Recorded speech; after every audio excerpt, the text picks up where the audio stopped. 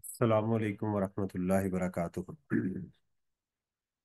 Rabbi इश्रह ली सदरी व यस्सिर ली अमरी वहलुल उक़दतम मिन लिसानी यफ़क़हू क़ौली।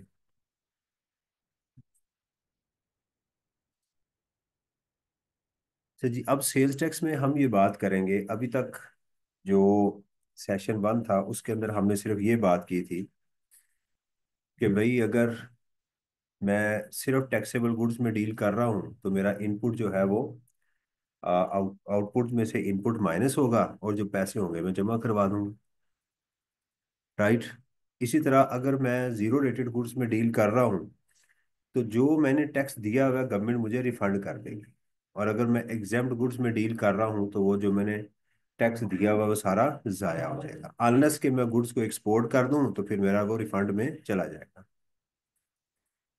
जो नॉर्मल प्रोसीजर है टैक्सेबल गुड्स का, चूंकि उसके अंदर ओपनिंग क्लोजिंग स्टॉक नहीं होता। देखिए, एक होती है कॉस्ट ऑफ सेल। मैंने 1,000 यूनिट बाय किए और बेचे हैं मैंने 700। तो अकाउंटिंग और मैचिंग प्रिंसिपल्स ये कहते हैं कि आप जो यूनिट सेल किए हैं ना, कॉस्ट भी उनकी लें। यानी अगर आप सेल 700 की ले रहे हैं तो परचेज भी 700 की ही लें। ये नॉर्मल असूल है। सेल्स टैक्स में ऐसा नहीं होता। सेल्स टैक्स में आपने 1,000 यूनिट बाय किए तो आपको इनपुट 1,000 यूनिट पे ही लेना है। और आपने सेल किए 700 तो सेल 700 पे लेंगे। ये बेसिक रूल यहाँ पर है। यहाँ ओपनिंग क्लोजिंग स्टॉक का कोई इम्पैक्ट नहीं होता, अनलेस कि आप रजिस्टर्ड हो रहे हो या कारोबार को बंद कर रहे हैं। लेकिन लॉ ने इसके ऊपर एक 90% की रिस्ट्रिक्शन लगा दी। 90% की सेक्शन 8B जो है उसने इसके ऊपर रिस्ट्रिक्शन लगाई हुई है कि साहब अगर आपने परचेज की है। अच्छा, ये रूल ना तो जीरो रेटेड के ऊपर है ना ये एग्जाम्प्ट गुड्स के ऊपर है। ये सिर्फ रूल किसके ऊपर है? टैक्सेबल गुड्स के ऊपर है। समझ आ रही है? ये बात समझ आ रही है ना? Yes, sir. ये नॉर्मल के ऊपर है, इसके अलावा ये रूल कहीं और अप्लाई नहीं होता। अब आपने, लेट्स सपोज अब हम अमाउंट में लें कि मेरा जो आउटपुट है वो 700 रुपया है। यूनिट की बात नहीं कर रहा, कितना है? और मेरा इनपुट जो है वो 1,000 रुपया है। तो डिपार्टमेंट कहता है ये 700 रुपये का 90% कितना बनता है? 630। ठीक है। तो आप एक काम करें कि 700 में से आप क्या करें, 630 माइनस कर लें। ठीक है। तो बाकी क्या बचा? 70 रुपये, ये मुझे जमा करवा दें। मैंने कहा कि साहब ये जो 1,000 रुपया मैंने दिया हुआ है आप मुझे सिर्फ इजाजत दे रहे हैं 630 की। राइट। तो ये जो बाकी पैसे मैंने दिए हुए हैं 270, इसका क्या होगा? उसने कहा कि ये अगले महीने आप मेरे से क्लेम कर लीजिएगा, अगले महीने इनपुट बना लीजिएगा। तो इस महीने का कैरी फॉरवर्ड होगा और अगले महीने का क्या होगा? ब्रॉड फॉरवर्ड होगा। आपको एग्जाम के अंदर कैरी फॉरवर्ड कैलकुलेट करना होता है और ब्रॉड फॉरवर्ड मिलता है। यानी आपको कैरी फॉरवर्ड मिलेगा नहीं कि इस महीने का इतना कैरी फॉरवर्ड हुआ हुआ है। ये आपने कैलकुलेट करना होता है कि इस महीने का मेरा इतना क्या हो गया है, कैरी फॉरवर्ड हो चुका हुआ है।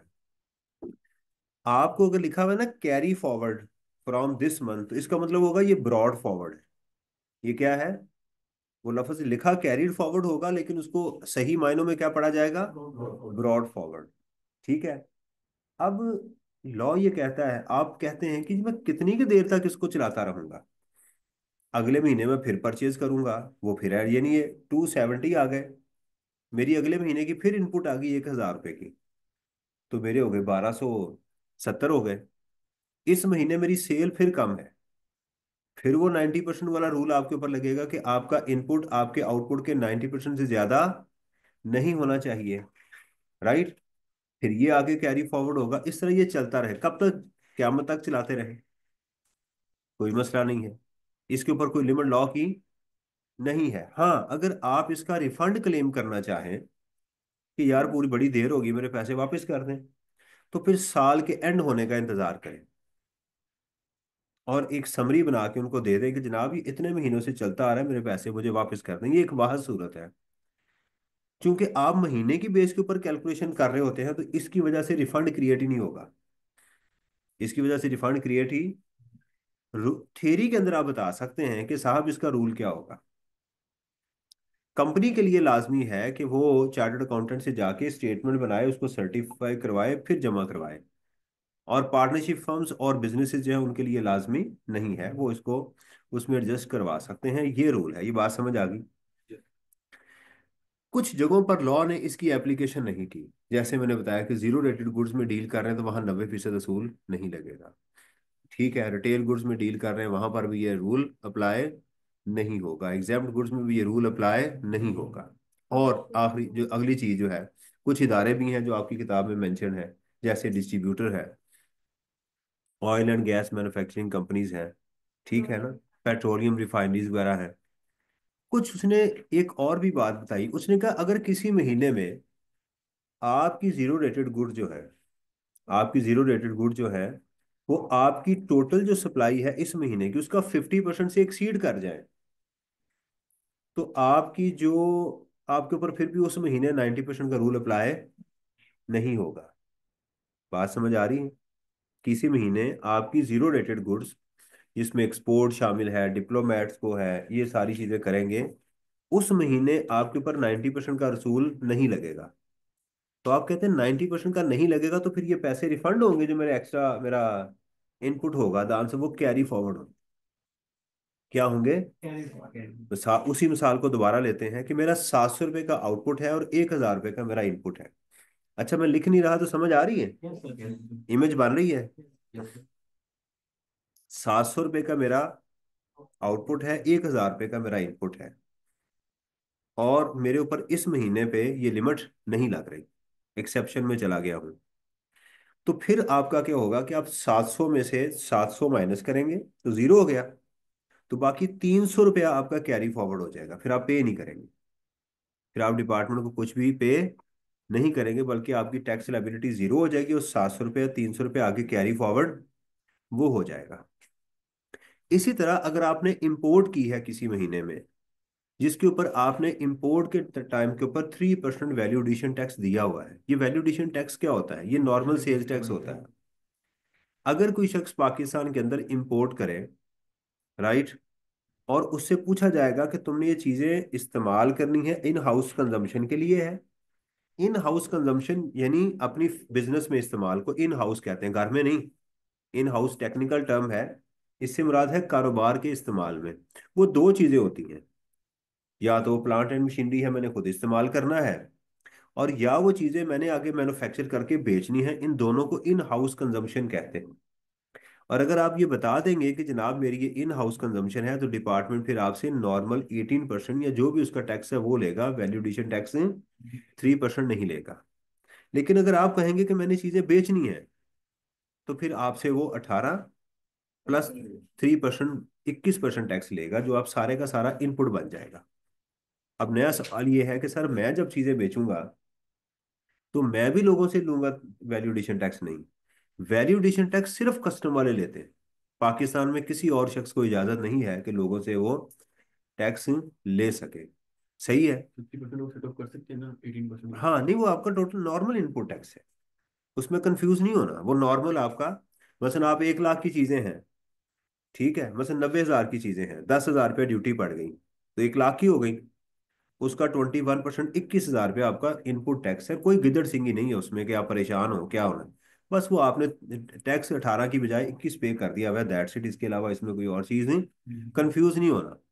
तो वैल्यू एडिशन टैक्स किस पे होता है? कमर्शियल। उसके लिए वर्ड यूज होता है कमर्शियल इंपोर्ट। क्या यूज होता है? उसके ऊपर आप 21% टैक्स देते हैं, लेकिन जब बेचते हैं उनको चीजों को तो 18% नॉर्मल टैक्स ही लेते हैं। सही है? इसका भी लॉ ने यही बता दिया कि अगर किसी महीने की आपकी इतनी इंपोर्ट है कि वो आपकी टोटल परचेज का 50% से एक्सीड कर गई, तो उस महीने भी आपके ऊपर 90% का रूल अप्लाई नहीं होगा।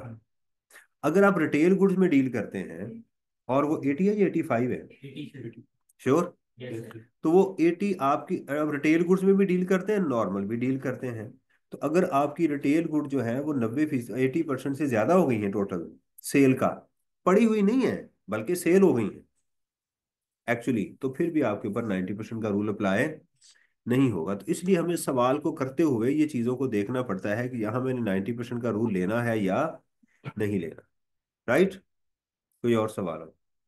अब समझ आ गई। तो इसको रिस्ट्रिक्शन कहते हैं, रिस्ट्रिक्शन ऑन इनपुट टैक्स जो है ना वो हमारे पास मौजूद होती।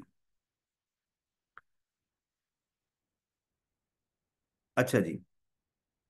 अब हम कहते हैं कि जनाब अगर हमारे पास, हम सेल और परचेज के ऊपर दोबारा आते हैं।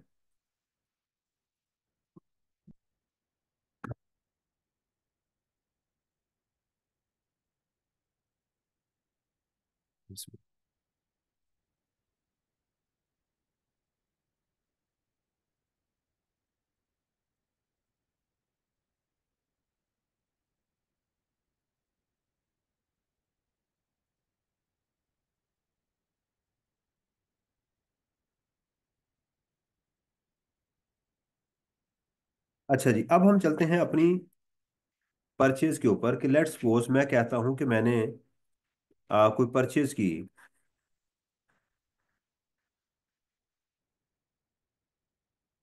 और उस परचेज के ऊपर मैंने टैक्स दिया हुआ है। परचेज कह लें, एक्सपेंसेस कह लें, अगर आप मैन्युफैक्चरर हैं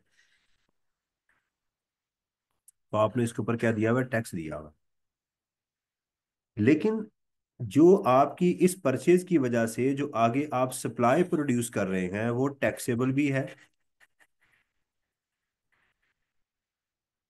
और इसमें जीरो रेटेड भी है, एग्जेम्प्ट भी है, या किसी कॉम्बिनेशन में है। अच्छा, यहाँ परचेज को भी लिख लें प्लस यहाँ पर आपके कोई एसेट्स भी हैं। तो पहले तो हमें इनपुट वही लेनी है जिसका हम इनपुट क्लेम कर सकते हैं, यानी अनरजिस्टर्ड हमारी इनपुट का हिस्सा नहीं बनेगी, ब्रॉड फॉरवर्ड हमारी इनपुट का हिस्सा नहीं बनेगी। राइट। वो एसेट जो कि नेगेटिव लिस्ट में है, वो हमारी इनपुट का हिस्सा नहीं बनेगी। समझ आ रही है ना? ये बात समझ आ गई। यानी स्टेप वन क्या होगा फिर हमारा एग्जाम में कि हम वो एक्सपेंसेस और उसका टैक्स कैलकुलेट करेंगे जो हमारे सिस्टम का हिस्सा बनती हैं, जिसमें क्रेस्ट डिस्क्रिपेंसी कोई नहीं है, गुड्स डिस्ट्रॉयड कोई नहीं है, ब्रॉड फॉरवर्ड भी इसका हिस्सा नहीं बनेगा। तो हम क्या करेंगे कि उस इनपुट को, ये जो सेल की, अब यहां पर आपकी सेल जीरो रेटेड और एग्जाम्प्ट गुड्स की वैल्यू आ जाएगी। क्या होगी? तो आप स्टेप वन के अंदर सवाल में जाने से पहले एक स्टेप ये लेंगे कि पहले प्रोसेस करेंगे। ठीक है। देखिए ना, आपके घरों में भी जो खाना बनता है वो दो तरह का होता है। एक होता है कि आज आपने बर्गर बनाना है, आपके पास दो ऑप्शन है, बाजार से चिकन ले आए, उसको काटें, उसको मैरिनेट करें, प्रोसेस करें, उसकी जनाब वो टिक्कियां बनाएं। ठीक है, उसको क्या बोलते हैं टिक्की को? पैटीज। वो आप बना लें और उसको बर्गर में लगा लें। ये है ना। एक है बाजार से बनी बनाई पैटीज ले आए और उसको बर्गर में लगा के यूज कर लें।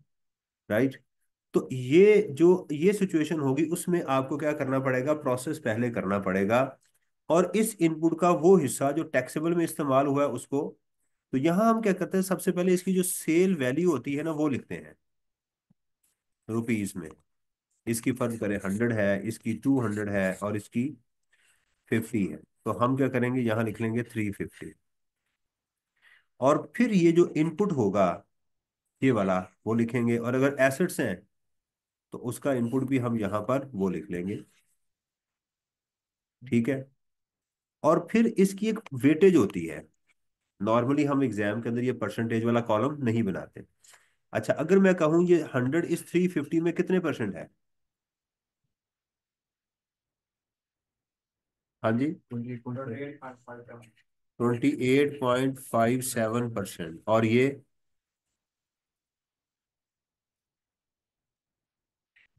57.14%, और ये 14.28%। तो आप अपने इनपुट का, जो आपका रॉ मटेरियल है और आपके जो एसेट्स हैं, उनके ऊपर जो आपने टैक्स दिया हुआ है, लेकिन ये बात आपने मेक श्योर करनी है कि यहाँ आप वो फिगर लिख रहे हैं जो एज पर सेल्स टैक्स है। इसमें से वो तमाम इम्प्योरिटीज निकाल देंगे। प्रोसेस करने से पहले क्या करेंगे, इम्प्योरिटीज छिछड़े इसमें से निकाल दें, वो साइड पे कर दें, राइट। कोई अलाइशें हैं वो भी यहाँ से निकाल दें। वो निकालने के बाद आप उसकी वैल्यू को लेकर आए, और ये मेक श्योर करेंगे कि ये चीज़ जिन जिन जगहों पर यूज हो रही है वहां पर लेकर जाएंगे। मिसाल है, अगर वो कहता है जी आपके पास एक रॉ मटेरियल ए है और एक रॉ मटेरियल आपके पास बी है, तो आप फिर एक और कॉलम बना लें। वो कहता है रॉ मटेरियल ए जो है वो तीनों जगहों पर इस्तेमाल हुआ है, और रॉ मटेरियल बी जो है वो सिर्फ इन दोनों में इस्तेमाल हुआ है। तो फिर इसको क्या करेंगे, इस रॉ मटेरियल को आप यहाँ और यहाँ करेंगे। तो इसकी वेटेज कैसे बनाएंगे, आप फिर इन दोनों के ऊपर इसका टोटल करेंगे, ये 250 होगा। तो 250 के मुताबिक इसका एक हिस्सा इधर डाल देंगे, एक हिस्सा इधर कर देंगे। समझ आ रही है ना। और अगर एक रॉ मटेरियल फर्ज करें वो सी भी है जो सिर्फ टैक्सेबल में इस्तेमाल हुआ है, उसको इसका हिस्सा ही नहीं बनाएंगे। अगर कोई रॉ मटेरियल कोई एसेट किसी खास एक्टिविटी में इस्तेमाल हो रहा हो, तो वो इस वर्किंग का कभी भी हिस्सा नहीं बनता।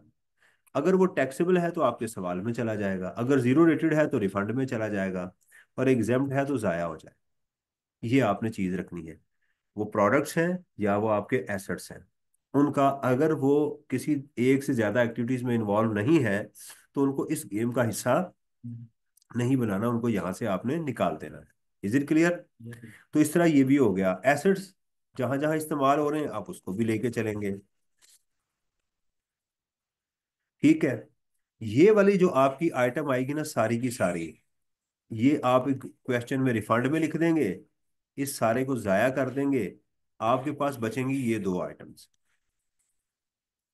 पहले आप इसको माइनस करेंगे और इसके ऊपर 90% का रूल अप्लाई करेंगे अगर होता हुआ तो, और बाद में इसको माइनस करेंगे।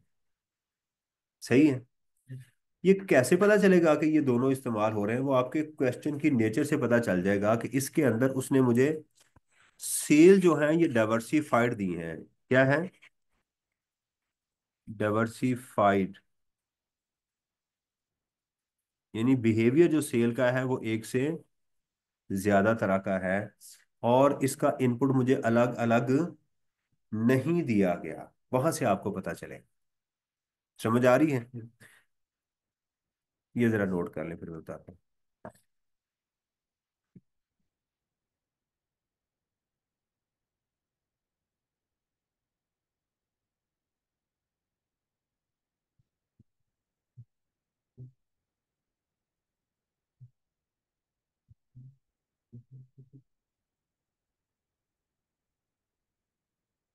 एंजॉइंग।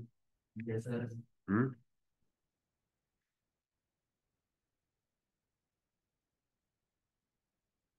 अक्सर स्टूडेंट इस स्टेज पे आकर कहते सर अब समझ आई है। मैं कहता हूँ समझ पहले भी आ गई थी, अब जरा हाँ जी। अच्छा, प्रैक्टिस नहीं की थी। सर वो जो कहता है मैंने तो की है। अच्छा।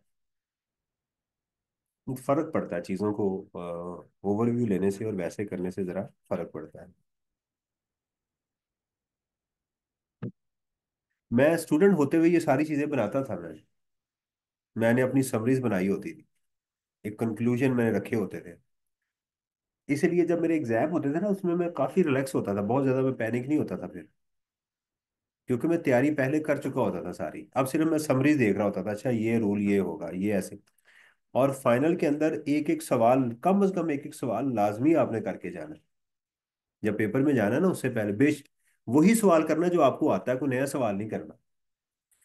ये भी याद रखें, कोई आपको दोस्त कहे कि वही फलाना सवाल ही वो मॉक में आया था वो कर लिया ही, उन्होंने कहा तूने कर लिया, आप पूछे तूने कर लिया, उन्होंने कहा well done, yes, thumbs up करें उसे, यस, काम चुक के रख, मैं नहीं करना। उस वक्त मोरल अप करना होता है, उस वक्त मोरल डाउन नहीं करना होता। उस वक्त पैनिक वाली चीजें कभी भी नहीं लेनी होती। उस सर ने मुझे कहा था ये सवाल पेपर में आए ना, अच्छा ठीक है, ये कभी गलती नहीं करनी। पिछली दफा भी आ गया था, अब भी आ गया यार, इस दफा इस चीज के चांस ज्यादा, कोई ऐसी हरकत नहीं करनी, सब बकवास है, सब झूठ है। जो भी कर रहा है वो आपको खराब कर रहा है। इससे बचें, ये वायरस है, नजले जुकाम का वायरस है, इससे बच के रहना आपको। उसको भी परेशान कर दिया करें, वो ये तुमने प्रॉफिट एंड लॉस अकाउंट से कभी सेल्स टैक्स कैलकुलेट किया है? कहेगा नहीं यार ऐसा तो सवाल ही नहीं, कहा मैंने किया हुआ है। किया नहीं किया उसको टिका दें इसके ऊपर। समझ आई ना, ताकि दोबारा आपसे बात ना करें। उसे क्या तुम्हें पता है कि मिनिमम टैक्स रिजीम क्या होता है? बेशक आपको नहीं पता, कहेगा नहीं ओए, बड़ा इंपॉर्टेंट ये सवाल पेपर में इस दफा आना ही, बेशक फाइनल में ही आना, लेकिन क्या आ जाना ही पेपर में। तो ऐसे बंदों से आपने बच के रहना, अवॉइड करना है इनसे। ये होते हैं कबूतरबाज। सही है, काम कुम करना कोई नहीं है। और ये वो होते हैं जो एयरपोर्ट पे पकड़े नहीं जाते निकलते हुए, सारे दोस्त निकल जाते हैं, फिर आवाज लगाते हैं, ओए आ जाओ सारे फड़े गए जे। तो ये वो होते हैं, इसलिए इनकी बातों में नहीं आना। ठीक है। अच्छा ये देखिएगा, मैं आप एक क्वेश्चन था लास्ट अटेम्प्ट का, ये मैं इसी की आपको ये दिखाता हूँ।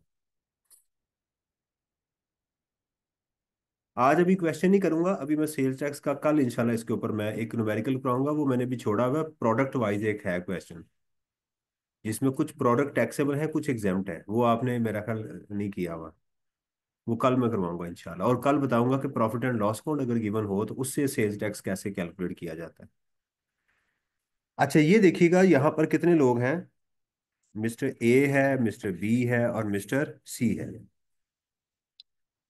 और यहाँ पर उसकी उसने नोट दिया हुआ है हमें, यहाँ पर नोट दिया हुआ है एक, यहाँ पर ये वो नहीं है नोट, वो जो गाने वाले नोट हैं, ये वो वाले नोट नहीं है, ये दूसरे नोट हैं।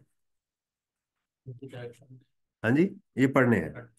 अब जैसे मिस्टर ए है, मिस्टर ए की सेल है, इससे क्या मुराद है, ये आउटपुट है, परचेज से क्या मुराद है, ये इसकी इनपुट है। स्टूडेंट बाज का कहता है जी परचेज के अलावा किसी को वो इनपुट समझता ही नहीं, इज्जत नहीं करता। भाई आपके तमाम एक्सपेंसेस इनपुट होते हैं, आपके कोरियर चार्जेस हो गए, आपके इलेक्ट्रिसिटी बिल हो गए, ये इनपुट कहलाते हैं। सही है। तो इसके लिए नोट सिर्फ वन था, तो उसी को पढ़ना है, ऐसे ही अपने आप को कंफ्यूज नहीं करना। The supplies are net of trade discount and cash discount of 2 million and 1 million respectively, और कहता है इसमें ट्रेड डिस्काउंट भी शामिल है, और तो ट्रेड डिस्काउंट कितना है इसमें 2 मिलियन, और कैश डिस्काउंट कितना है 1 मिलियन। अब वो हमें ये नहीं बता रहा कि ये ट्रेड डिस्काउंट नॉर्मल है या नहीं, तो इसको नॉर्मल करेंगे, नेगेटिव अजम्पशन खुद से नहीं लेंगे। कैश डिस्काउंट तो लॉ है ही नहीं, राइट। तो उसने क्या कहा है कि दी सप्लाईज, अच्छा बच्चा कहता है सर सप्लाई से मुराद तो सेल होती है। भाई सप्लाई एक जनरल टर्म है, अगर परचेजर बात कर रहा हो तो उसकी परचेज कहलाएगी, सेल वाला बात कर रहा हो तो सेल कहलाएगी। टर्म को थोड़ा तसल्ली से समझना है। तो ये इसमें हम क्या करेंगे कि इसके अंदर ये जो इसको कैश डिस्काउंट मिला है वन, वो प्लस इसमें क्या कर देंगे, ऐड कर देंगे। दूसरा taxable supplies from registered person, तो हमारी 11 हो गई। मशीनरी फ्रॉम रजिस्टर्ड पर्सन 4 हो गई। अब exam supplies from registered person ये जाया हो गई। अच्छा अभी तक हमें ये नहीं पता किसका करना क्या है, ये बात मेरी बड़ी जेहन में बिठा के रखनी है कि आपको अभी नहीं पता कि इस 10 और 4 का क्या मुझे रिफंड भी मिलना है या क्या होना है। ये वाली बात कि मुझे इसका करना क्या है, ये सेल पे डिपेंड करता है।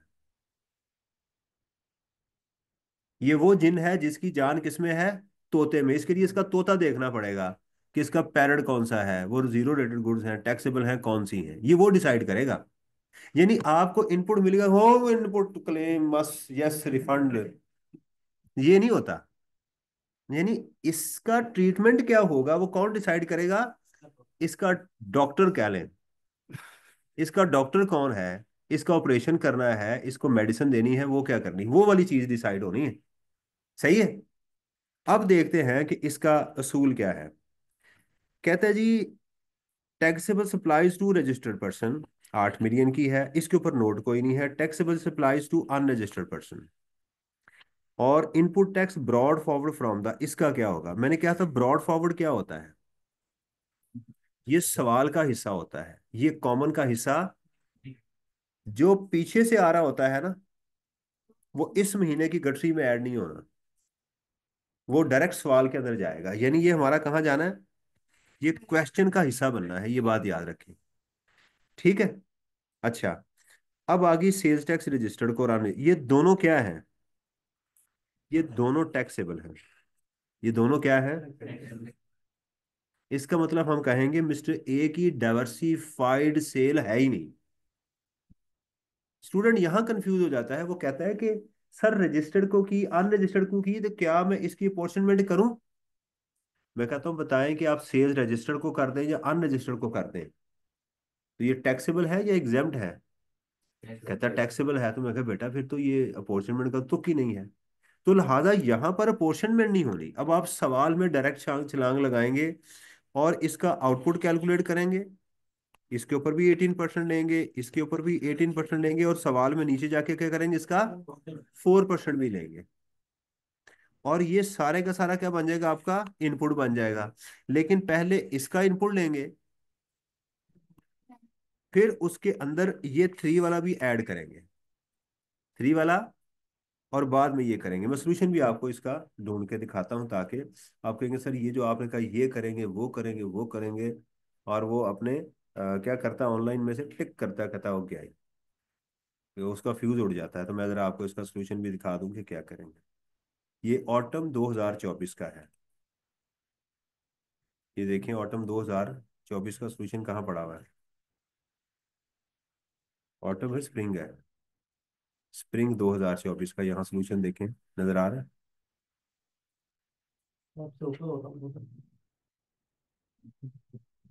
ये स्प्रिंग का ये पड़ा हुआ है ना।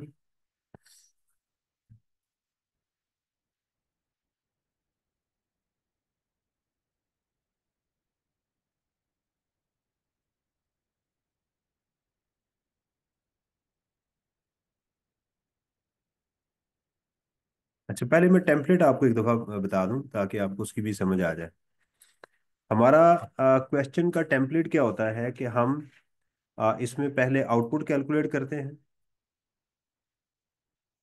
हम लिखते हैं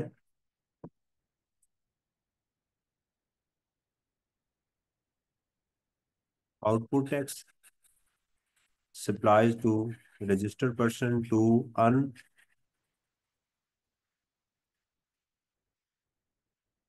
ठीक है, और इसमें जीरो रेटेड, ये डैश, अगर एग्जाम्प्ट हो तो ये भी डैश। ये हमारी आउटपुट आ गई। इसमें से हम लेस करते हैं इनपुट टैक्स।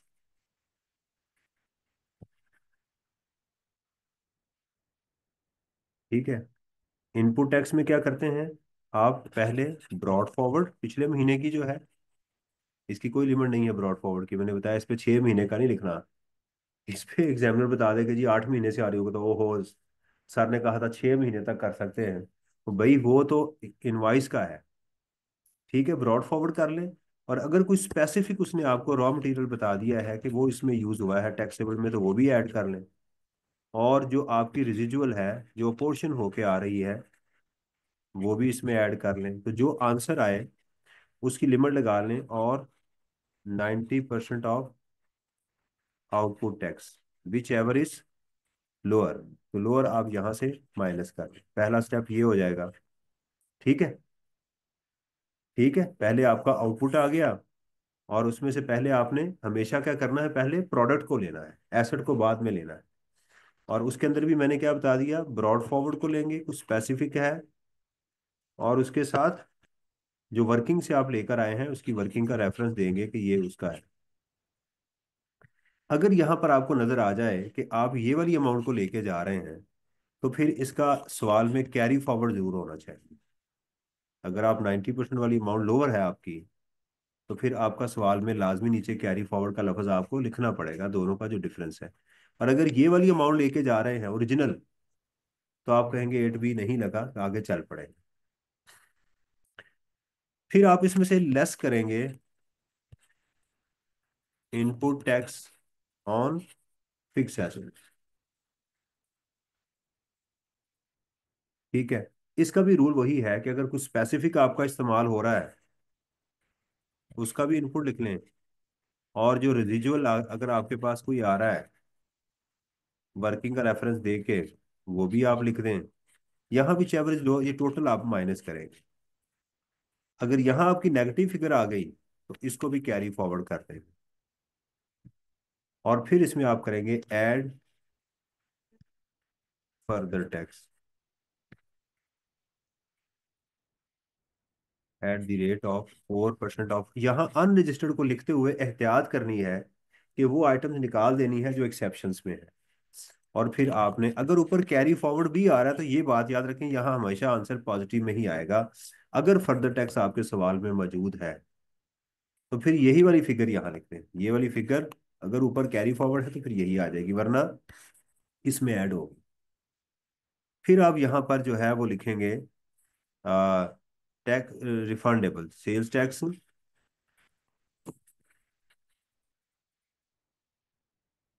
रिफंडेबल। इसका भी वही होगा असूल कि अगर आपका कोई स्पेसिफिक कोई आइटम यूज हो रही है, कोई एसेट है, कोई रॉ मटेरियल जो आपने यूज किया है, उसका आप इनपुट लिखेंगे और रेजिजुअल का आप लिखेंगे। ठीक है, प्लांट का है, मशीनरी का है, यहाँ नहीं बाइफरकेट करेंगे। जीरो रेटेड के लिए प्लांट और गुड्स को नहीं करते। जीरो रेटेड के लिए प्रोडक्ट को और प्लांट का या मशीनरी का हो उसको बाइफरकेट अलग अलग नहीं करते। इसका भी आपका ये रिफंड में लिख देंगे और यहाँ लिखेंगे कैरिड फॉरवर्ड। ये जो दो अगर अमाउंट आपकी आ रही है ना, तो आप वो कैरी फॉरवर्ड भी लिख देंगे। तो फुल फ्लेज क्वेश्चन में आपका सेल्स टैक्स पेबल आ सकता है। अच्छा, इसको सेल्स टैक्स लायबिलिटी नहीं लिखते, इसको सेल्स टैक्स पेबल ही हमेशा लिखते हैं। इनकम टैक्स में लायबिलिटी और सेल्स टैक्स में फर्क होता है, यहाँ नहीं होता। यहाँ अगर ये पॉजिटिव पेबल ही की लिखा जाता है, यहाँ लायबिलिटी नहीं लिखी जाती। लिख देंगे कोई मसला नहीं है, लेकिन लिखा नहीं जाता। तो आपकी 1, 2 और 3 अमाउंट्स आएंगे। इस ओके, ये टेम्पलेट मैंने आपको, मैं थोड़ा सा इसको करके दिखा दूं, ये आपको पता होना चाहिए। जी, इस ओके, ये समझ आ रही, ये भी रिमाइंड हो गया। यही तरतीब रखनी है पेपर में आपने। अब हम चलते हैं उसी की तरफ, वो जो हमारा ए था, switching, we have to switch the gear. सवाल नंबर कौन सा था? ये मिस्टर ए वाला था, ये था ना मिस्टर ए? हाँ, ये था, ये था ना। अब मिस्टर ए की तरफ चलते हैं। तो हमारा इनपुट देखिएगा कितना आ गया था, 10 और 1, 1.9। अच्छा, एग्जामिनर जो है ना, ये इनपुट पहले लिखता है। आप मेरी तरतीब पे चले जाएं, कोई मसला नहीं, परेशान नहीं होना। तो ये मेरा आ गया 1.9, यानी 11 का इस 18% ये आ गया। आप डायरेक्ट दो कॉलम बनाने की बजाय डायरेक्ट इसको यहीं पर आप 18% लिखें और बेशक यहाँ रुपीज सिर्फ लिखें, और इसको आप कोशिश करें कि पूरी फिगर ही लिखा करें। सही है, ये आ गया इनपुट टैक्स ब्रॉड फॉरवर्ड। तो हमारा टोटल इनपुट ये वाला हो गया 4.98। मैं नॉर्मली क्या करता हूँ, पहले आउटपुट लिखता हूँ फिर यहाँ इनपुट लिखता हूँ। तो यानी आप इसी को 4.9 को ले आएंगे, तो ये हो गया आपका सप्लाईज टू रजिस्टर्ड पर्सन।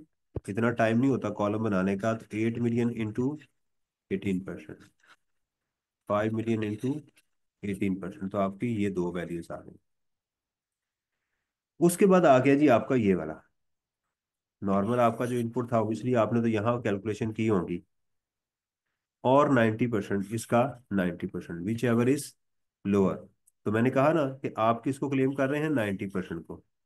अब यहाँ सवाल में आपके यहाँ कैरी फॉरवर्ड जरूर आएगा, क्योंकि आपका ओरिजिनल बनता ये था, लेकिन लॉ ने लिमिट लगा दी सेक्शन 8B की, तो अब आपका इस सवाल में कैरी फॉरवर्ड लाजमी आएगा। इसको आपने जो माइनस करते हैं ना बेटा, इसको नेगेटिव में लिखना है पेपर में आपने। तो ये वाली आ गई।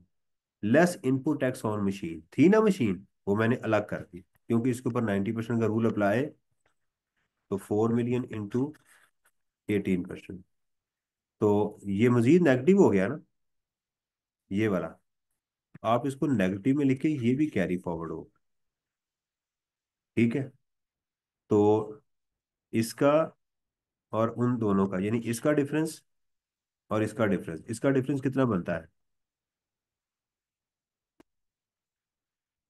इन दोनों का डिफरेंस कितना बनता है?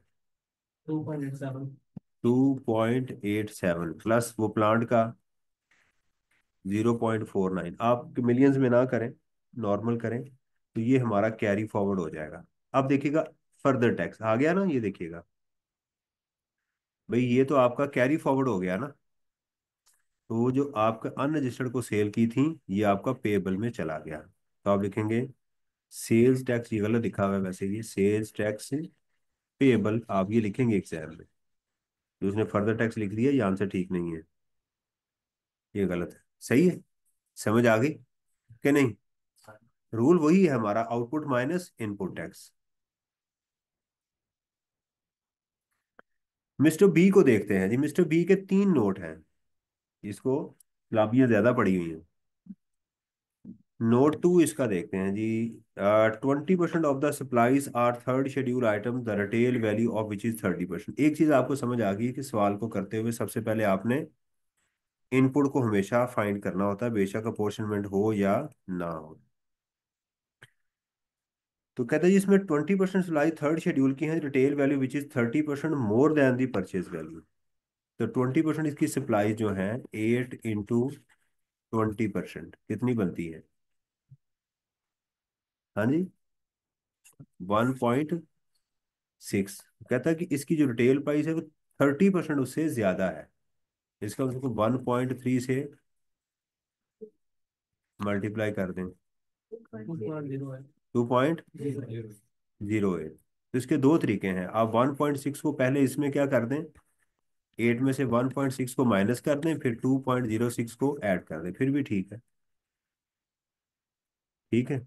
या दूसरा क्या है कि डिफरेंस लेके ऐड कर दें, फिर भी ठीक है। मैं नॉर्मली ऐसे ही करता हूँ, कंफ्यूजन से बचने के लिए। जो चीज़ गलत है वो माइनस कर दें, जो सही है उसको ऐड कर दें।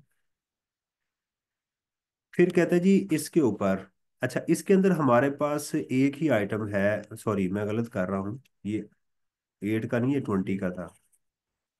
ये इसकी उसने एडजस्टमेंट बताई है।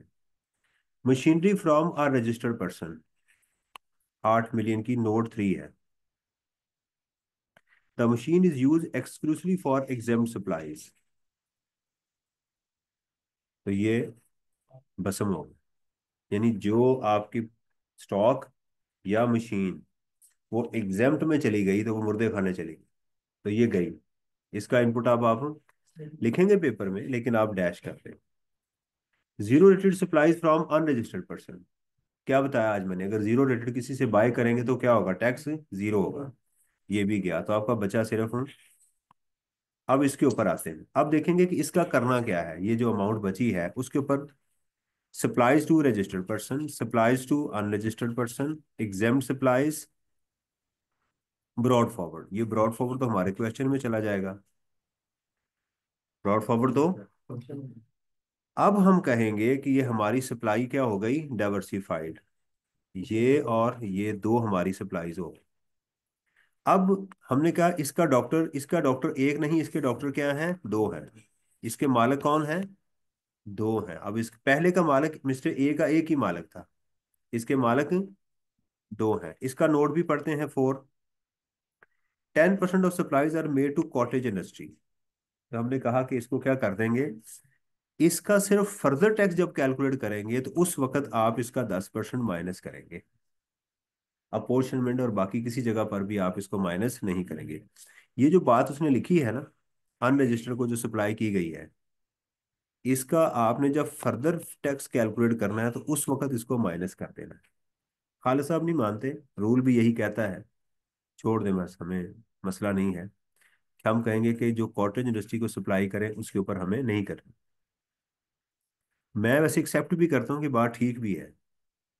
उसकी वजह यह है कि लॉ 6 शेड्यूल में कहता है कि कॉटेज इंडस्ट्री को जो सप्लाई की जाएगी या कॉटेज इंडस्ट्री जो सप्लाई करेगी वो एग्जाम्प्ट होती है। तो चूंकि एग्जाम्प्ट सप्लाई पे फर्दर टैक्स नहीं लगता, तो उससे ये रूल जो है वो निकल आता है। इस ओके, ये बात समझ आ गई है? तो यहां पर हमें क्या करना पड़ेगा कि इस 20 को एडजस्ट करने के बाद इसको इन दो हिस्सों में अपोर्शनमेंट करनी पड़ेगी, क्योंकि यहाँ पर जो हमारा इनपुट है वो दो जगहों पर इस्तेमाल हो रहा है। तो इसका वो हिस्सा जो टैक्सेबल में है वो हमारा इनपुट बनेगा, और जो हमारा एग्जाम्प्ट में यूज हुआ उसको हम जाया कर दें। वो वर्किंग बना के फिर इसको लेकर चलेंगे।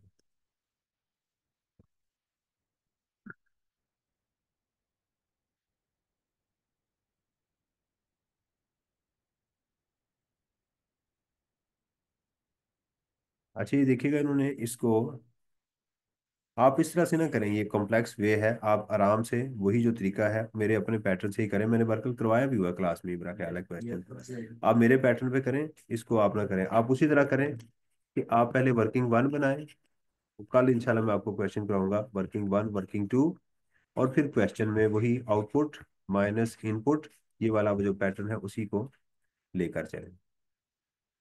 ये सिर्फ आज मैं आपको ये बताना चाह रहा था कि जो हमने किया है उसकी एप्लीकेशन क्या है। ये तो न्यूमेरिकल था, ये स्प्रिंग। अच्छा जी, आगे देखिएगा।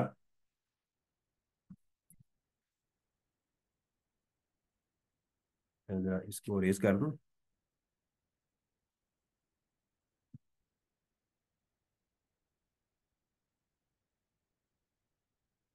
ताकि ये मिस्टर सी जरा क्लियर हो जाए, क्योंकि अगर सर जी मेरी बारी आई तो आपने मेरा सारा मत्था रंग दिया हुआ है आपने। ये मिस्टर सी आ गए। मिस्टर सी ने जो परचेजेस की हैं वो रजिस्टर्ड पर्सन से है ही नहीं। Taxable supplies from unregistered person, छोड़ दें इसको। Machinery from a registered person, ये मेरे पास है। ठीक है, तो हमें पहले इसको देखना है, नोट 6 को पढ़ना है। ये मेरे लिए रेलिवेंट लाइन है, जो आ, पांचवी थी ना, छठी लाइन मेरे लिए important. The machine is use exclusive for taxable supplies. Apportionment नहीं करेंगे कि ये जो मशीनरी जो है इसका सारे का सारा इनपुट मेरा चले जाएगा, वर्किंग में नहीं जाएगा।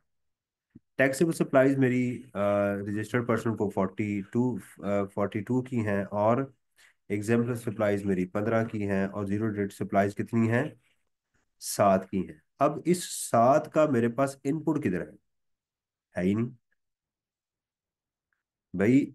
आप कहते हैं सर यहाँ जीरो रेटेड सप्लाईज है, तो क्या इस सवाल में रिफंड आना चाहिए? नहीं भाई, आना चाहिए। सवाल ये है कि उसका फिर इनपुट कहाँ है। वो जितनी चीजें आपने खरीदी हैं वो तो आपने सारी अनरजिस्टर्ड से खरीदी हुई हैं, तो इसका मतलब ये मेरी वैल्यू, मैंने क्या कहा था कि रिफंड तब आएगा अगर आपने चीजें किसी ऐसे बंदे से खरीदी हैं जिसको आपने टैक्स दिया हुआ है। आपके बैक एंड के ऊपर ना कोई एसेट है, ना कोई प्रोडक्ट है, तो लिहाजा ये मेरे लिए रेलेवेंट नहीं हुई, ये भी मेरे लिए रेलेवेंट। तो इस सवाल में अपोर्शनमेंट मिस्टर सी के केस में नहीं होगी। अब कुछ समझ आई है? देखें, एक इमेजिन करें जब आपने ये पहली दफा सवाल किया था उस वक्त आपका जाविया और था। आज जब देख रहे हैं तो आज डिफरेंट है, क्योंकि अब आप कंक्लूड कर रहे हैं। समझ आ रही है ना? तो खाना बनाने से पहले का टेस्ट और खाना बनने के बाद के टेस्ट में फर्क है। समझ आ गई? चलें जी, आज के सेशन को जरा कंक्लूड करें सेल्स टैक्स के अंदर, कि सेल्स टैक्स के अंदर क्या होता है आपका।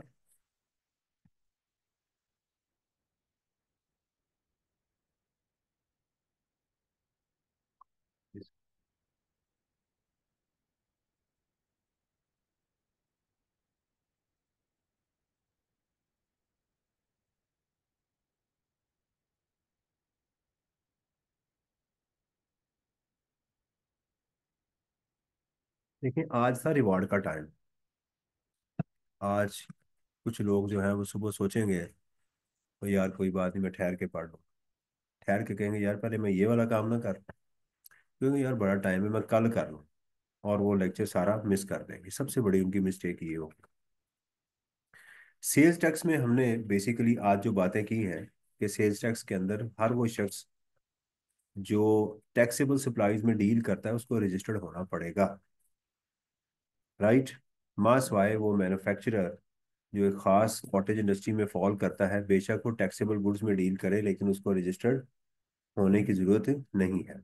इसी तरह वो रिटेलर जो टीयर 1 में नहीं है, राइट, उनके लिए भी रजिस्टर्ड होना लाजमी नहीं है। बाकी सब लोगों के लिए रजिस्ट्रेशन लाजमी है अगर वो टैक्सेबल गुड्स में डील कर रहे हैं तो। अगर आप एग्जाम्प्ट गुड्स में डील कर रहे हैं फिर आपके लिए रजिस्टर्ड होना लाजमी नहीं है। अगली बात हमने की कि लॉ ये कहता है कि आप जब रजिस्टर्ड हों तो आप पिछले, अगर आपने पिछले महीनों में कोई चीज़ परचेज की हुई है तो आपके पास इनवॉइस मौजूद है, तो उसका इनपुट क्लेम भी कर सकते हैं, वो आपकी इस महीने की परचेज गिनी जाएगी।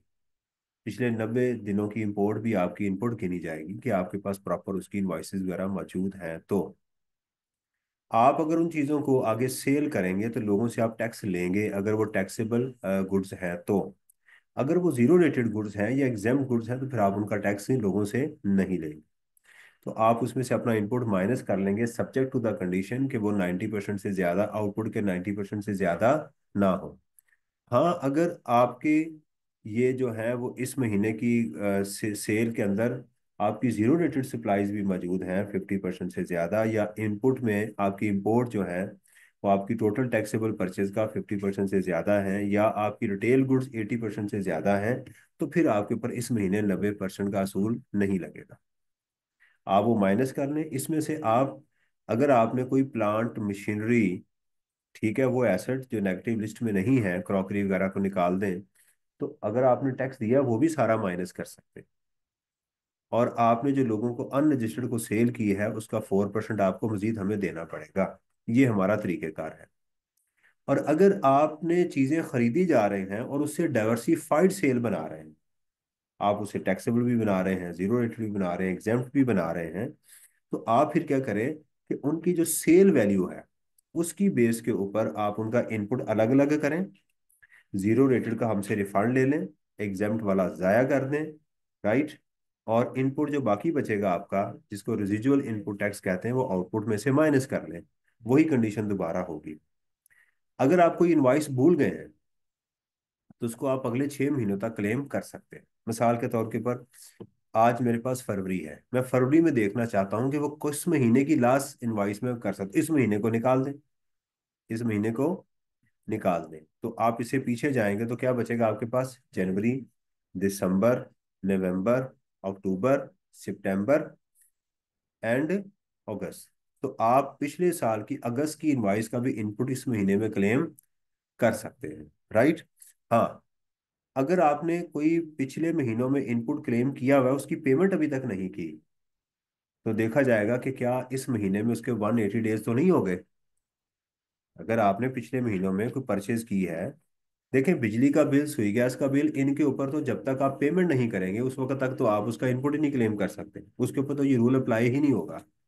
लेकिन अगर आपने किसी चीजें खरीदी थी उधार के ऊपर और अभी तक पेंडिंग में है, तो अगर आपने इस महीने तक उसका इनपुट पे नहीं किया, 180 दिन गुजर गए हैं, तो फिर क्या होगा कि इस महीने के इनपुट में से उसको माइनस कर दिया जाएगा। और अगर क्रेस्ट की डिस्क्रिपेंसी आ गई उसको भी माइनस कर दिया जाएगा, अगर गुड्स डिस्ट्रॉय हो गई हैं तो उसको भी माइनस कर दिया जाएगा। तो इससे ये पता चला कि इस महीने की इनपुट जो है वो पिछले महीनों की गलतियों की वजह से कम हो सकती है, कम हो सकती है। अंडरस्टैंड? तो आप उसको एडजस्ट करने के बाद उसको क्या करेंगे, आगे अपनी इनपुट का हिस्सा आप बना लेंगे। फिर आप जो है वो जो रिफंड होगा उसको अलग से क्लेम करेंगे, बाकी चीज़ों को भी आप उसमें आप कैलकुलेट करेंगे। ठीक है। तो ये चीज़ें हमने पढ़ी थी। फिर हमने एसेट को देखा आज के कौन से एसेट हैं जिनके ऊपर आपको इनपुट मिल सकता है, एसेट के रूल्स क्या हैं वो भी हमने आज देखे। फर्दर टैक्स कहाँ पर अप्लाई नहीं होगा, एक होता है फर्दर एट शेड्यूल जिसके ऊपर रिड्यूस रेट्स हैं, उसमें बहुत कम आइटम्स बची हैं, किताब में एक दो आइटम्स हैं वो पढ़ लीजिएगा। जैसे दूध है, मेरा ख्याल उन्होंने पैकिंग के अंदर उसमें रिटेल गुड्स की आइटम जो थी, जो पहले एग्जाम थी, बुक पेंसिल शार्पनर रेजर वगैरह, उस पर 10% टैक्स लगा दिया हुआ है। कुछ आइटम्स ऐसी हैं जो इंपोर्ट और लोकल सेल में है, जिसमें शैम्पू था आपका, सिगरेट था, टिश्यू पेपर था, गाड़ी थी, उनके ऊपर लॉ ने 25% टैक्स लगाया हुआ है।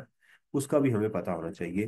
तो जब उस सवाल को पढ़ रहे हों तो आप क्लियर कट हों कि मेरे से किस चीज़ की बात की जा रही है। ये मेरे से सेल की बात की जा रही है, परचेज की बात की जा रही है, इस महीने की बात की जा रही है, पिछली किसी महीने की बात की जा रही है, क्या मैंने इसका इम्पैक्ट कहाँ आ रहा है, ये मेरी चीज़ें वापस हो रही हैं, डेबिट नोट है, क्रेडिट नोट है।